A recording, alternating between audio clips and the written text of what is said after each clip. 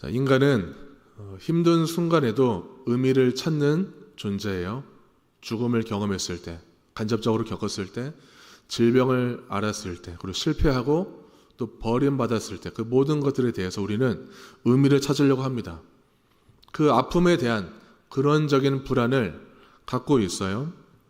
그래서 어떻게든 이 원인을 찾아내서라도 내 그 고통과 불안을 또 두려움을 줄여보려고 노력합니다. 왜 나에게만 이런 일이 있는 건가? 왜 내 인생은 이렇게 꼬였는가? 우리는 그런 질문을 하죠. 여기에 하나님께서는 즉각 대답하지는 않는 것 같아요. 하나님은 대답하시겠죠. 우리는 잘 몰라요. 특히 이 한국인들은 조상 탓을 많이 합니다. 귀신 탓도 많이 해요. 내 팔자 탓도 많이 해요. 그러면서 나에게서 그 책임을 찾지 않고 원인을 찾지 않고 책임을 외부에 돌리려고 합니다. 이때 먹혀드는 것이 무속이에요. 무속은 대답을 해주거든요. 무속은 미래를 알려줘요. 불확실한 것들을 제거해 줍니다. 그리고 보이지 않는 힘을 조작하고 재앙을 피하도록 안내해줘요. 내가 조금만 노력하면, 내가 뭔가 투자하면 재앙을 피할 수 있구나. 내가 통제할 수 있구나. 이런 짜릿한 희열을 갖게 해줍니다. 어떻게 할 때? 무당이 시키는 대로 할 때. 이 사울 왕의 말년의 정말 비극은 이 극심한 두려움 앞에서 하나님보다 그 두려움을 제거해 줄 무속을 선택했다는 거예요. 이 사울 왕권의 말기는 불안정했어요. 사울 왕은 계속 반복적으로 하나님의 말씀을, 그 명령을 불순종했습니다. 유일한 예언자 사무엘 선지자는 이제 사망했어요. 사울 왕은 이 다윗 한 명을 죽이기 위해서 10년 가까이 국력을 소모했어요. 결정적인 것은 사울에게서 하나님의 영이 떠나버렸습니다. 도망치는 다윗은 블레셋으로 망명했어요. 이때 블레셋 왕 아기스는 다윗을 포섭해서 이스라엘의 군사력이 약화됐다는 것을 확인해요. 당장 블레셋 군대를 준비해서 수넴에 진을 쳤습니다. 이스라엘 군대도 길보아 산에 집결했어요. 하지만 열세해요. 이스라엘은 훨씬 더 열세해요. 사울 왕은 그 블레셋 군대를 바라보면서 몹시 두려워 떨었습니다. 사울은 처음부터 불순종한 왕은 아니었어요. 사울 왕은 정말 신실한 사람이었습니다. 왕권에 대한 그 욕망보다 왕의 자리가 부담스러워서 숨어버리는 겸손한 사람이었어요. 그리고 원수 보복을 멈추고 자비를 구하는 사람이었어요. 자기 분노를 절제할 줄 알았어요. 하나님의 영에 감동된 왕이었습니다. 그리고 집권 초반부터 율법을 철저히 지켰기 때문에 신접한 자들, 무당, 점술 이런 모든 것들을 나라에서 쫓아냈어요. 그리고 이번 이 블레셋 전쟁을 앞두고 하나님께 물었어요. 근데 하나님은 침묵하세요. 하나님의 침묵을 사울은 하나님의 공백이라고 여겨버렸던 것 같아요. 못 견디죠. 두려워서. 사울은 회개 안 해요. 빨리 이 두려움을 해결할 결과물이 중요했어요. 밤에 변장을 해서라도 율법에서 금기한 무당을 찾아갑니다.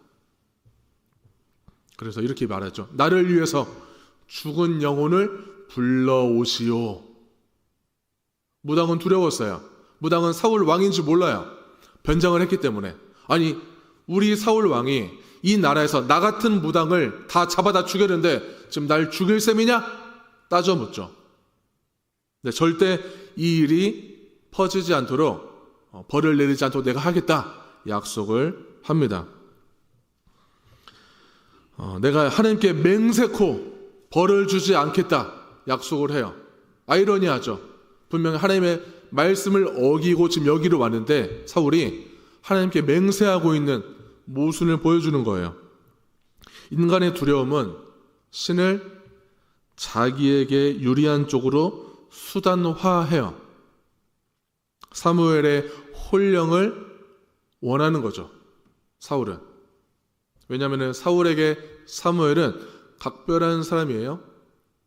과거 사울에게 많이 조언을 해줬었어요. 그리고 왕권을 확정해 주던 선지자였어요. 미래도 알려주는 선지자. 그러니까 굉장히 사울은 사무엘을 신앙 안에서 의지했어요.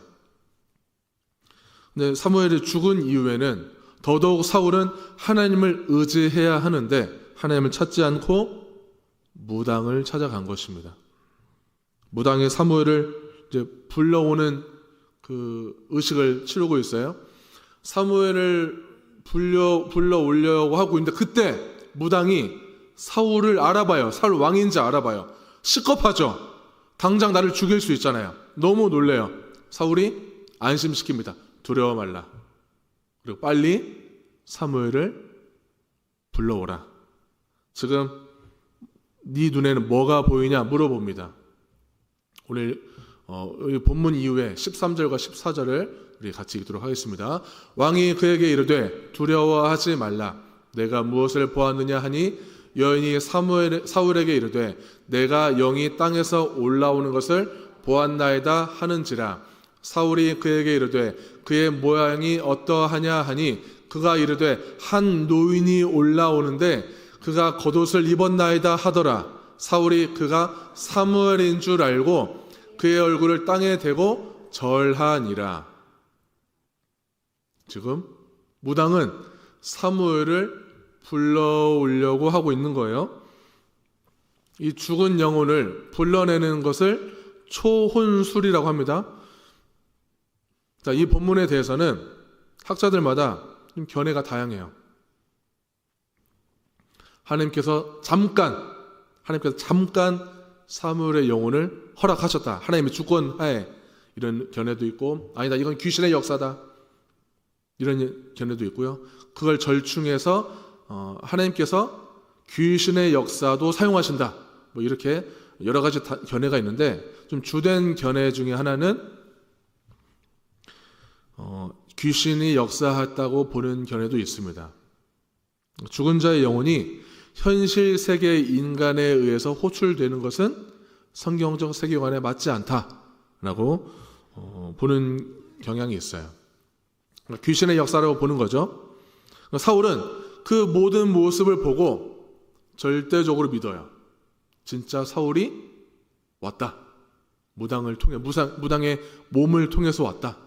넙죽 엎드려서 자기의 힘든 어려운 상황을 다 얘기해요. 지금 이러이러한 상황입니다. 어떻게 해야 이 위기를 벗어날 수 있겠습니까? 답을 알려주시오. 사울은 결과를 바꿔버리고 싶어요. 어떤 결과? 곧 이 블레셋과의 전쟁에서 패할 게 뻔한데 이 패하는 결과를 바꿔버리고 싶은 거예요. 이 무속이라는 것은 인간이 그 통제하고 싶어하는 그 인간의 욕망에 잘 반응해줘야 통제할 수 있다고 알려주는 거죠. 그 영혼은 그 무당을 통해서 입에서 나오는 그 사무엘처럼 보이는 목소리는 이렇게 얘기해요. 여호와께서 이미 너를 떠나서 너의 원수가 되었다. 너는 곧 왕권을 잃게 될 것이고 나라도, 이스라엘 나라도 블레셋에 넘어갈 것이다.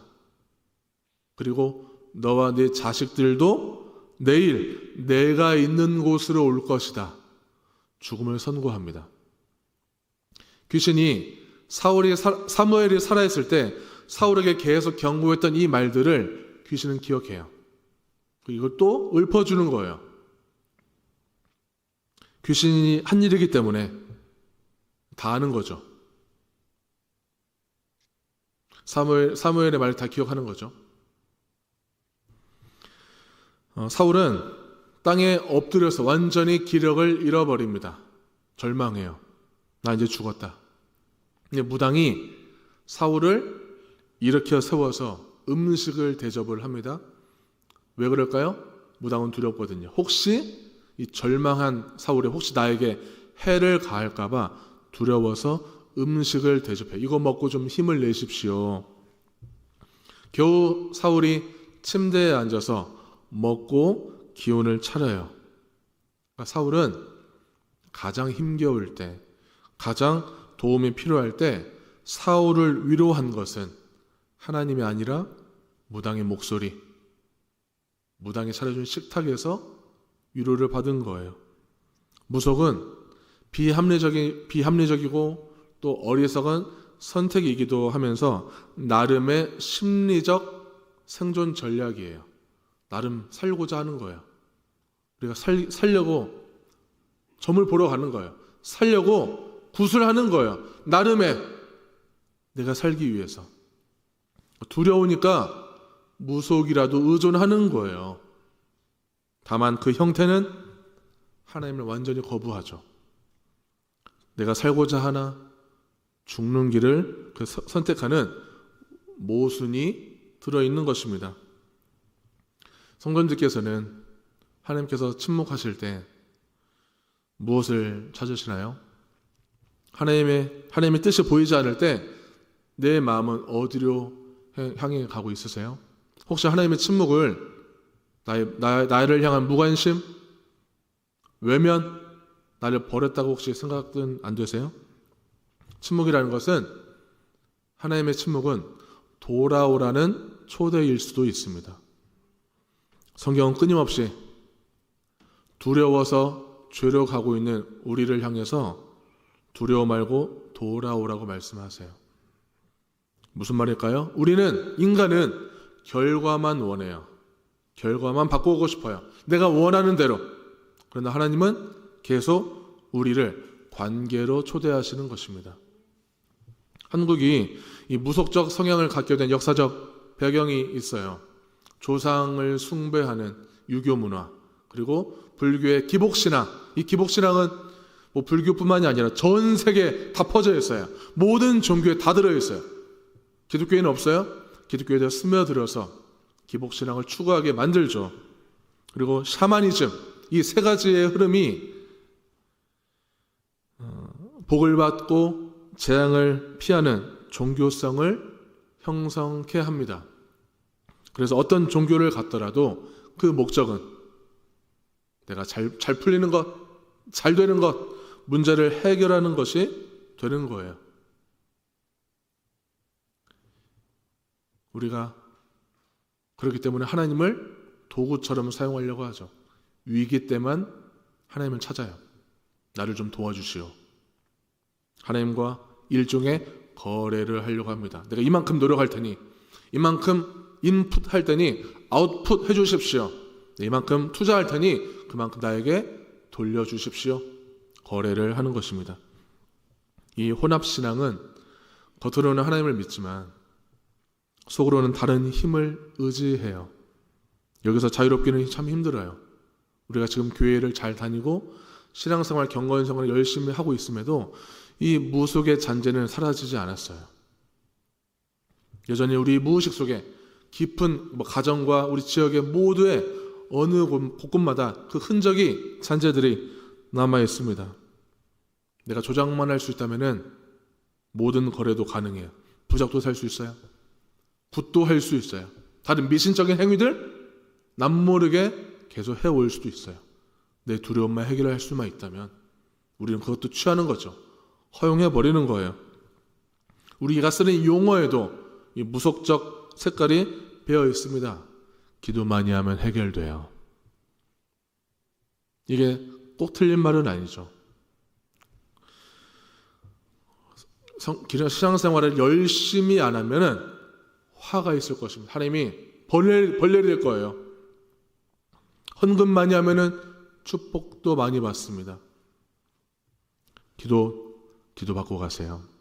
우리 목사님 기도빨 장난 아니에요. 휴험이 있어요. 아주 영험해요. 기도 받고 가라는 말 저도 많이 썼어요. 지금도 툭 튀어나와요. 목사와 교인 간의 어떤 서열이 정해진 거죠. 목사가 또는 목회자가 일반 교인보다 더 영적으로 권위가 있고 우위에 있다는 그런 우리의 의식이 담겨 있어요. 우리 성도들은 목회자를 존중하죠. 권위를 인정해드리고 존중해드리지만 본질적으로는 성도나 목회자나 같아요. 같은 존재들이에요. 기능적으로만 다를 뿐이죠. 그래서 기도받고 가세요가 아니라 기도를 요청하세요. 함께 저를 위해 기도해 주세요라고 얘기를 하는 게 더 좋습니다. 우리가 그런 무속적인 마음으로 기도받고 가라고는 하지 않죠. 다만 용어의 그런 잔재들이 남아있다는 것입니다. 기독교 신앙조차도 관계가 아니라 효과로 배운 폐해예요. 응답 중심 신앙, 축복 중심 신앙, 결과 중심 신앙.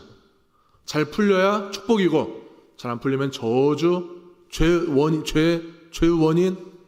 아주 안 좋게만 보는 그렇게 이분법적인 생각, 기복적인 생각, 이런 것들이 다 우리 마음속에 섞여 있는 결과입니다. 살아가는 성도 여러분, 하나님께서 우리 삶 가운데 침묵하실 때 정말 많지 않나요?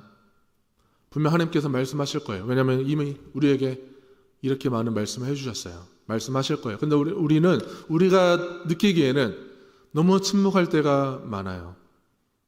근데 그 침묵은 버림이나 무관심이나 외면이 아니라 하나님의 침묵은 훈련이기도 합니다. 십자가 위에서 예수님께서도 외치셨어요. 나의 하나님, 어찌하여 나를 버리셨나이까? 지극히 인간적인 표현, 인간적인 감정에 의해서 외친 말이지만 그 침묵 속에서도 구원은 완성되었어요. 무속이 섞이면은 많이 섞일수록 우리 신앙이 점점 병들어가는 것입니다. 우리가 도대체 하나님을 안 찾고 다른 것을 찾아 헤맬 때 우리는 병들어가는 거예요. 아니 이미 하나님을 찾지 않고 다른 것을 목숨을 걸고 찾으려 하는 그 마음속 자체가 이미 벌써 병든 신호가 담겨 있는 거예요. 하나님, 즉각적인 답보다 하나님의 때를 기다리겠습니다. 두려움보다 믿음을 선택하겠습니다. 거래가 아니라 언약 백성답게 약속의 말씀을 붙들겠습니다. 신을 조작의 대상으로 찾는 것을 멈추고 신을 내 유익을 위한 도구로 사유화하는 것을 멈추고 오직 예수 그리스도를 신뢰의 대상으로 삼고 승리하는 저와 성도님들 다 되시기를 주님의 이름으로 축원합니다.